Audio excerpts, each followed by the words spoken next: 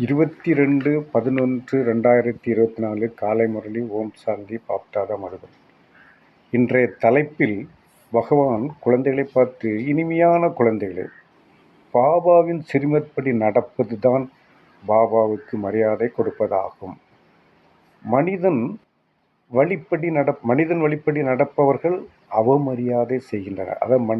அதனுடைய விளக்கம் என்னவென்றால், பாபாவின் ஸ்ரீமத்படி, அதாவது இறைவனின் ஸ்ரீமத் என்றால் உயர்ந்த வழி, மிக சிறப்பான வழிகள், எவ்வளவோ வழிகள் இருக்கின்றன. அதை நாம் பின்பற்ற மாட்டோம். அதாவது ராஜயோகத்தை கற்றுக்கொண்ட குழந்தைகள் பின்பற்றுகிறார்கள். ராஜயோகத்தை கற்காத குழந்தைகள் அவர்கள் தன் வழிப்படி நடக்கின்றார்கள். அவர்களுக்கு என்ன சொல்கின்றார் என்றால், இறைவனின் உயர்ந்த வழிப்படி நடப்பதுதான் இறைவனுக்கு மரியாதை கொடுப்பதாகும். இறைவனுக்கும் மரியாதை நாம் கொடுத்தாக வேண்டும். நம்மை வாழ வைக்கின்றவர் இறைவன். மனதின் வழிப்படி நடப்பவர், மனசு என்னெல்லாம் தோணுதோ, மனசுக்கு என்னென்ன தோணுதோ அதன்படி நடப்பவர்கள் அவமரியாதை இறைவனை அவமரியாதை செய்கின்றவர்கள். அதாவது மனசு எங்கே இருக்குது?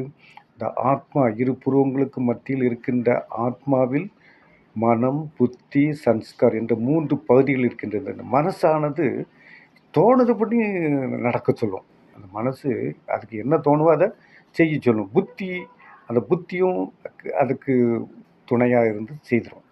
ஆனால் நாம் செய்கின்ற காரியங்கள் அத்தனையும் சன்ஸ்கார் அதில் பதிவாகிவிட்டால் நாம் செய்கின்ற பாவ காரியங்களாக இருந்தாலும் சரி, புண்ணிய காரியங்களாக இருந்தாலும் சரி, அதில் பதிவாகி முடிவில் நாம் துன்பத்தை, புண்ணியம் செய்தால் புண்ணியம் நடக்கும், பாவங்கள் செய்தால் பாவத்தை அனுபவித்தாக வேண்டும். தப்பவே முடியாது.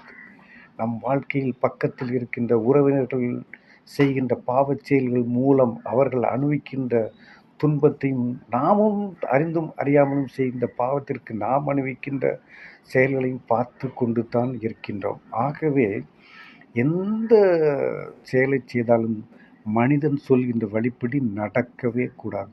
நடந்தால் அது இறைவனை அவமதிப்பதாகும். ஓகே. கேள்வி: இல்லற விவகாரங்களில் இருப்பவர்களுக்காக எந்த ஒரு விஷயத்தில் பாபா தடை சொல்வதில்லை, ஆனால் ஒரு கட்டளை இடுகிறார். அது என்ன? அதாவது இல்லற விவகாரங்களில் குடும்பத்தில் இருக்கின்றவர்களுக்கு ஒரு விஷயத்தில் பாபா தடை சொல்வதில்லை. சும்மா செய்யுங்க, எந்த தப்பும் தடை கிடையாது. ஆனால் ஒரு கட்டளை இடுகிறார். அந்த கட்டளை என்ன என்று கேள்வியில் கேட்க பதிலையும் அவரே சொல்கின்றார். பாபா சொல்கிறார், குழந்தைகளே, நீங்கள் அனைவருடைய தொடர்பில் வாருங்கள். எந்த ஒரு வேலை முதலியவற்றை செய்யுங்கள். தொடர்பில் வர வேண்டியுள்ளது. வண்ண ஆடைகள் அணிய வேண்டியுள்ளது என்றால் அணிந்து கொள்ளுங்கள். அதாவது குழந்தைகளே, நீங்கள் அனைவருடைய தொடர்பில் வாருங்கள். எந்த ஒரு வேலை முதலியவற்றை செய்யுங்கள். என்ன வேணாலும் செய்யுங்க. தொடர்பில் வர வேண்டியுள்ளது, வண்ண ஆடைகள் அணிய வேண்டியுள்ளது என்றால் அணிந்து கொள்ளுங்கள். அதாவது தூய்மை. பாபா இறைவனுக்கு முக்கியமான மிகவும் பிடித்தது தூய்மை. அதனுடைய கலர் வெண்மை. ஆனால் இந்த இடத்துல என்ன சொல்கிறாங்க, பாபா என்ன சொல்கிறாங்க? வண்ண ஆடைகள் அணிய வேண்டியுள்ளது என்றால் அணிந்து கொள்ளுங்கள். பாபா தடை செய்வதில்லை. பாபாவோ வழி சொல்கிறார். இறைவனோ, பாபா என்றால் இறைவன் வழி சொல்கிறார். குழந்தைகளே, தேகத்துடன் கூடி தேகத்தின் அனைத்து சம்பந்தங்களில் இருந்தும் பற்றுதலை விட்டு என்னை நினைவு செய்யுங்கள். நீங்கள் என்ன வேணாலும் செய்ய, கலர் ட்ரெஸ் போட்டுக்குங்க, எந்த வேலை வேணாலும் செய்யுங்க, எங்கே வேணாலும் போங்க வாங்க. ஆனால் அவர் என்ன சொல்கிறாரு? பாபா வழி சொல்கிறார். குழந்தைகளே, தேகத்துடன் கூட தேகத்தின் அனைத்து சம்பந்தங்களில் இருந்து பற்றுதலை விட்டு என்னை நினைவு செய்யுங்கள். பற்றுதலை இருக்கக்கூடாது. அந்த பற்றுதல் என்கக்கூடியது 5 விகாரங்களில் ஒன்று. 5 விகாரங்கள் என்னென்ன? காமம் மிகப்பெரிய எதிரி, கோபம் அதை விட பெரிய எதிரி. காமம், கோபம், பற்று தான் இந்த பற்று இருக்கக்கூடாது. பற்று வரக்கூடாது. அனைத்து சம்பந்தங்கள், உறவினர்களோடு பழக வேண்டியதான், எல்லாம் செய்ய வேண்டியதான், எல்லா காரியம் ஓகே தான். ஆனால் பற்று இருக்கக்கூடாது. பற்றை விட்டு என்னை நினைவு செய்யுங்கள், இறைவனை நினைவு செய்யுங்கள், அந்த பாபாவை நினைவு செய்யுங்க. அவரை நினச்சிக்கிட்டே இருந்தால் போதும். உங்களுக்கு என்ன பிரச்சனை வந்தாலும் அந்த பிரச்சனைகள் எளிதில் தீர்க்கப்படும் என்பதை அனுபவ ரீதியாக அனுபவித்து சொல்லுகின்றேன். நன்றி. மீண்டும் அடுத்த தாரணைக்காத பகுதியை பார்ப்போம். அடுத்த பகுதி தாரணைக்கான முக்கிய சாரம். அதாவது ரெண்டு பாயிண்ட்டுகளில் முதல் பாயிண்ட்டு, ஒருபோதும் யாகுசேன் என்று கூச்சல் போடக்கூடாது. ஒருபோதும் கூச்சல் போடக்கூடாது. யாகுசேன் என்று கூச்சல் போடக்கூடாது. புத்தியில் இருக்க வேண்டும். நாம் உலகினர் எஜமானர் ஆக போகிறோம். நாம் உலகின், இதெல்லாம் பெரிய விஷயம், உலகின் எஜமானர் ஆக போகிறவர்கள் நாம். நம்முடைய நடத்தையும் பேச்சும் மிக நன்றாக இருக்கும். நம்முடைய நடத்தையும் பேச்சும் மிகவும் நன்றாக இருக்க வேண்டும். பேசவே கூடாது. யாரை பார்த்தாலும் பேசவே கூடாது. புன்சிரிப்பு சாட்சியாக இருந்து என்ன நடந்தாலும் சாட்சியாக இருந்து பார்க்க வேண்டும். அதுதான் சொல்கின்றார். நம்முடைய நடத்தையும் பேச்சும் மிக நன்றாக இருக்க வேண்டும். ஒருபோதும் அழக்கூடாதுங்கிறார். ஒருபோதும் நீங்கள் அளவே கூடாது என்று முதல் பாயிண்டில் சொல்கின்றார். இரண்டாவது பாயிண்ட், நிச்சய புத்தி உள்ளவராகி ஒரு பாபாவின் வழிப்படி நடந்து கொண்டே இருக்க வேண்டும். நிச்சய புத்தி மாற்றம் கூடாது. ஒரு நேரத்துக்கு ஒரு புத்தி இருக்கக்கூடாது. சமயத்துக்கு தகுந்தால் பேசுவது, சமயத்துக்கு தகுந்தால் மாறுவது, அது கூடாது. நிச்சய புத்தி, இறைவனுடைய நினைவில் நிச்சய புத்தி உள்ளவராகி ஒரு பாபாவின் வழிப்படி நடந்து கொண்டே இருக்க வேண்டும். ஒருபோதும் குழப்பம் அடைவதோ மூச்சு திணறி போவதோ கூடாது. அதாவது எந்த காரணம் கொண்டு குழப்பம் அடைவதோ மூச்சு திணறி போவதோ கூடாது. நீங்கள் இறைவன் நினைவில் இருந்தால் அவர் யுக்தி மூலமாக பல யுக்திகளை கையாண்டு உங்களுக்கு கை கொடுப்பார். யுக்திகள் மூலமாக உங்களுக்கு கை கொடுப்பார். ஒரு பொழுதும் குழப்பம் அடைவதோ மூச்சு திணறி போவதோ கூடாது. நிச்சயத்தில் வெற்றி உள்ளது. ஸ்ட்ராங்காக இருக்கணும். Very strong. பாபானுடைய நினைவில் வெரி ஸ்ட்ராங்காக நிச்சயத்தில் தான் வெற்றி உள்ளது. அதனால் தனது ஒன்றுக்கும் உதவாத வழிமுறையில் நடக்கக்கூடாது. அதனால் ஒன்றுக்கும் எவ்வளோ அழகாக சொல்ல பாருங்க. ஒன்றுக்கும் உதவாத வழிமுறையில் நடக்கக்கூடாது. ஒன்றுக்கும் உதவாத வழிமுறையில் நடந்தீர்கள் என்றால் தண்டனை சரியாக கிடைக்கும். தண்டனையை ஏற்றுக்கொள்ள வேண்டும். அதைத்தான் அவர் சொல்லாமல் சொல்கிறார். அந்த பாயிண்ட் இதில் இல்லை. என்னுடைய அனுபவத்தில் நான் சொல்கிறேன். வரதானம், எந்த ஒரு பிரச்சனைகளிலும் முற்றுப்புள்ளி வைத்து தன்னை மாற்றிக்கொள்ளக்கூடிய அனைவரின் ஆசீர்வாதத்திற்கு தகுதியானவர் ஆகுக. வரதானம், எந்த ஒரு பிரச்சனை வந்தாலும் முற்றுப்புள்ளி, புஸ்டாப், அருமையான அந்த அருமையான மார்க், அதாவது பஞ்சுவேஷன் மார்க், அந்த முற்றுப்புள்ளியை நீங்கள் வச்சிட்டிங்கன்னா பேசக்கூடாது. பிரச்சனை வரும், அந்த இடத்துல stop, don't talk, even one word you should not speak. பேசவே கூடாது, ஒரு வார்த்தை பேசக்கூடாது. அப்படியே அதாவது அந்த முற்றுப்புள்ளி வைத்து தன்னை மாற்றிக்கொள்ளக்கூடிய அனைவரினுடைய ஆசீர்வாதத்திற்கு, எல்லோருடைய ஆசீர்வாதத்திற்கு தகுதியானவர் ஆக. அப்போ நம்ம அப்படி இருக்கும்போது மற்றவங்களாம் நம்மளை ஆசீர்வதிப்பாங்க. அந்த ஆசீர்வாதத்தை வாங்குவதற்கு தகுதி உடையவர் ஆகுங்கள் என்று இறைவன் கூறுகின்றார். இதனுடைய விளக்கம், எந்த ஒரு பிரச்சனையிலும் முற்றுப்புள்ளி வைப்பதற்கு பிந்து சுரூப தந்தை மற்றும் பிந்து சுரூப ஆத்மா இருவரின் நினைவு இருக்க வேண்டும். என்ன சொல்கிறார் பார்த்தீங்களா? ரொம்ப அழகாக சொல்கிறாங்க. எளிய தமிழ். எந்த ஒரு பிரச்சனையிலும் முற்றுப்புள்ளி வைப்பதற்கு பிந்து சொரூப தந்தை என்றால் யார்?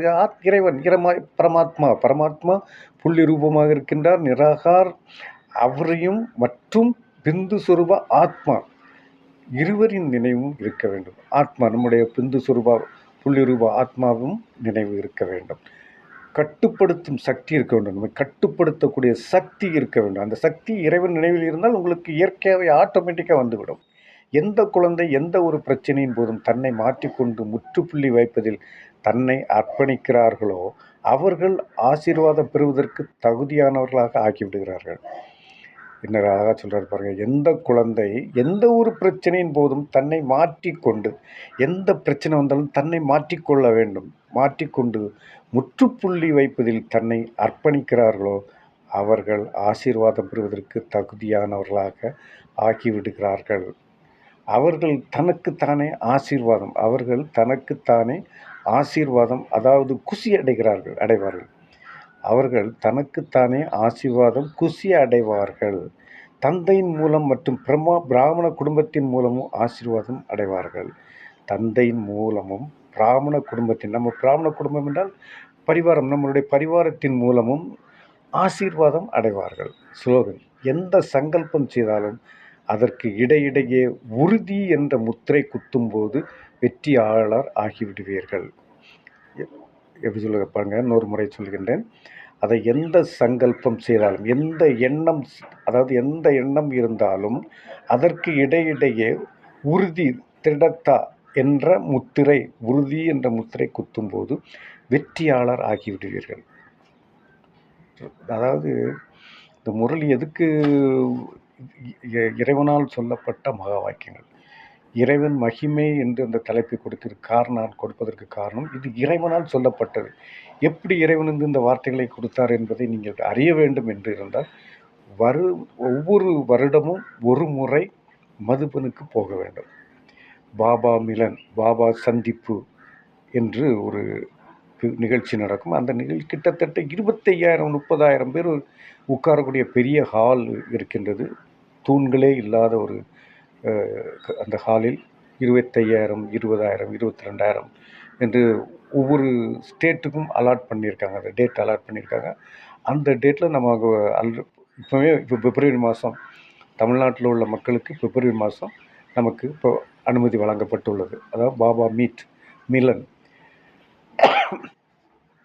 அந்த மீட்டில் நீங்கள் சென்று பார்க்க வேண்டும். எப்படி இந்த முரளி எப்படி வருகிறது என்பதை அங்குதான் பார்க்க முடியும். இறைவன் அந்த குல்சால் தாதின்னு சொல்லுவாங்க. அந்த தாதியினுடைய மனதில் அதாவது அவங்க டிரான்ஸில் உட்கார்ந்து நல்ல யோகா பண்ணி இறைவனுடைய பவரை வாங்கி இறைவன் சொல்லுகின்ற வார்த்தையை அப்படியே சொல்லுவாங்க. இறைவன்கிட்டருந்து வாங்கி அந்த பாபா மிலன் ராஜஸ்தானில் இருக்கின்ற மவுண்ட் அபுவில் இருக்கின்ற சாந்திவனத்தை, அதாவது அங்கு அந்த சாந்திவனத்தில் இருக்கக்கூடிய அந்த 22,000 பேர் இருக்கக்கூடிய ஹாலில் நிகழ்ச்சி மிகவும் சிறப்பாக நடக்கும். 10 நாட்கள். ஆனால் இறைவன் வருகின்றது 45 நிமிடம். அந்த 45 நிமிடத்திற்காக 10 நாட்களாக இருந்து யோகா பண்ணுறது, அமிர்த வேளையில் யோகா பண்ணுறது, கிளாஸ் நடந்துகிட்டு இருக்கும். நிறைய கிளாஸ் வகுப்புகள், நிறைய ஒவ்வொரு சிஸ்டர்ஸும், சீனியர் சிஸ்டர்ஸ் அவங்க எடுப்பாங்க, பிரதர்ஸ் எடுப்பாங்க. ரொம்ப சிறப்பாக நடக்கும். அந்த நிகழ்ச்சியை அட்டன் பண்ணணும். அட்டன் பண்ணால் தான் நீங்கள் எப்படி இந்த முரளி இங்கே எப்படி வருது, இறைவன் எப்படி சொல்கிறாரு, இறைவன் மூலம் வரக்கூடிய வார்த்தைகள். இந்த வார்த்தைகள் நான் இன்றைக்கி இப்போ நேரம் அந்த முரளியில் பேசின வார்த்தைகள் எல்லாமே இறைவனால் சொல்லப்பட்டவை. 1-2 வார்த்தைகள் என்னுடைய அனுபவங்களை பகிர்ந்திருப்பேன், அவ்வளோதான். மற்றபடி இல்லாததை சொல்ல முடியாது. பொய் பேசுவதற்கு இங்கே இடம் கிடையாது. இந்த வாணியை பொறுத்தவரையில் அதில் எல்லாமே உண்மைகள், அனைத்தும் உண்மைகள். அதை எல்லோருக்கும் அது கிடைக்க வேண்டும் என்ற நோக்கத்தை தான் தினமும் 10 நிமிடம் 15 நிமிடங்கள் ஒதுக்கி எப்படியாவது பதிவிட்டு மக்களுக்கு போய் சேர வேண்டும். எல்லோரும் மாற வேண்டும், எல்லோருடைய வாழ்க்கையும் நன்றாக அமைய வேண்டும் என்று பதிவிட்டு உள்ளேன். இதை படித்து பயன்பெறுங்கள். இதை என்னுடைய பதிவை கேளுங்கள். யூடியூப்பில் சென்று தமிழ் முரளி என்று டைப் செய்தால் உலக மொழிகள் அத்தனை மொழிகளில் இருக்கின்றது. டாக்டர் லுகார் PK டாக்டர் PADRLUHAR என்று அடித்தீர்கள் என்றால் உலக எந்தெந்த நாட்டில் எந்தெந்த மொழி இருக்கோ அத்தனை மொழியிலும் இந்த முரளி வருகின்றது. எவ்வளவு வசதிகளை ஏற்படுத்தி இருக்கின்றார். உலகத்தில் எல்லா இடங்களிலும் பிரம்மகுமாரிகள் அமைப்பு என்று எந்த நாட்டில் கேட்டாலும் தெரியாதவர்களே. நான் இந்திய சுற்றுலா வளர்ச்சி கழக வழிகாட்டி என்ற முறையில் வருகின்ற வெளிநாட்டு பயணிகளிடம் நான் இதை பற்றி பகிர்ந்து கொள்வேன். அவர்கள் தெரியாது என்று யாரும் இதுவரையும் சொன்னதில்லை. அந்த அளவுக்கு வெளிநாடுகளிலும் பிரபலமாக இருக்கின்றது. நாம் இந்தியாவில் தோன்றியது தான். இந்த பிரம்மகுமாரிகள் இயக்கம் இந்தியாவில் தோற்றுவிக்கப்பட்டது. அதாவது பாகிஸ்தான் பிரிவதற்கு முன்னால் பாகிஸ்தானில் இருந்தது. பாகிஸ்தான் பிரிந்ததுக்கு அப்புறம் இந்தியாவிற்குள் வந்து ராஜஸ்தான் மவுண்ட் அபு என்ற இடத்தில் தோற்றுவிக்கப்பட்டது. அதனுடைய வரலாறையும் நீங்கள் படிக்க வேண்டும். வரலாறு உங்களுக்கு இன்னொரு முக்கியமான வரலாறையும் படிக்க வேண்டும். அதே சமயத்தில் நீங்கள் 7 நாள் வகுப்பை உங்களுக்கு கிளாஸுக்கு வர முடியவில்லை என்றாலும் கூட யூடியூப்பில் சென்று 7 டேஸ் கோர்ஸ் பிரம்மகுமாரிகள் அப்படின்னு சொல்லி அடித்தா கூட அதில் யூடியூப்லேயும் வருது. நானும் முடிந்த அளவுக்கு எல்லா குரூப்லேயும் போட்டு விட்டுட்ருக்குறேன். அதையும் பார்த்து படித்து இந்த 7 நாள் வகுப்பு என்னங்கிறது தெரிஞ்சால் பேசிக் ஐடியா உங்களுக்கு வரும். அதுக்கப்புறம் நம்ம இதை கண்டினியூ பண்ண வேண்டாமா? உங்களுக்கு அந்த பிராப்தி இருந்தால் நீங்கள் கண்டினியூ பண்ணுவீங்க. பிராப்தி இல்லைன்னா கண்டினியூ பண்ண முடியாது. அது ஆண்டவனுடைய தீர்ப்பு. நீங்கள் அந்த அளவுக்கு உங்களுடைய ஆத்மா நல்ல தூய்மையான ஆத்மாவாக இருக்க வேண்டும். இந்த இயக்கத்தை பொறுத்தவரை நல்லவர்களும் கெட்டவர்களும் எல்லோரும் வந்து திருந்துவார்கள். கெட்டவர்கள் திருந்துவார்கள், நல்லவர்கள் கண்டினியூ பண்ணுவார்கள். இது இறைவன் உலகமே மாற வேண்டும். இந்த இயக்கத்தை, இந்த முரளியை ஏன் பதிவிடுகிறார் இறைவன் என்றால் உலகத்தை மாற்ற வேண்டும். உலகத்திற்கு ராஜாவாக உன்னை ஆக்குவேன் என்று